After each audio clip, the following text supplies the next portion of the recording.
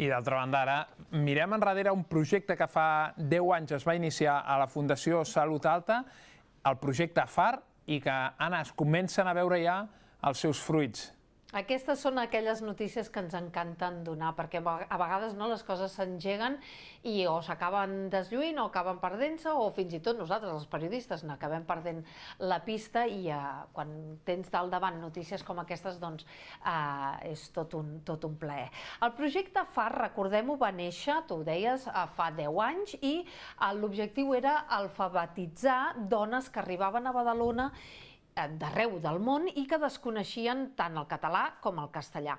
Des del principi, però, l'objectiu anava un palet més enllà de la mera formació, perquè hi havia la intenció d'empoderar la persona, d'empoderar aquestes dones. I així ha estat. El projecte ha esdevingut un lloc de trobada per a moltes dones que no tenien aquí xarxa. Cada dilluns i dimecres, unes 65 dones van al local de la Fundació La Salut Alta, on hi aprenen castellà i català. Tenen 5 grups en funció del nivell, des del més elevat, amb grups de fins i tot ja conversa, a aquells més elementals on comencen aprenent la grafia, els fonemes o part del nostre vocabulari. És aquí on la Sogna i la Florentina fan de mestres des d'aquest curs.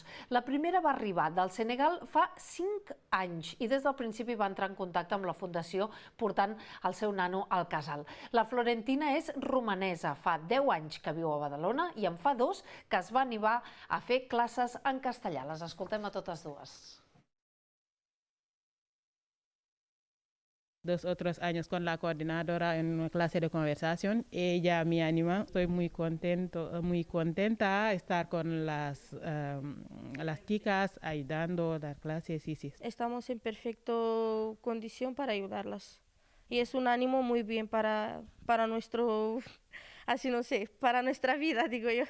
Queremos estar más con ellas porque aprendemos cada una de ellas.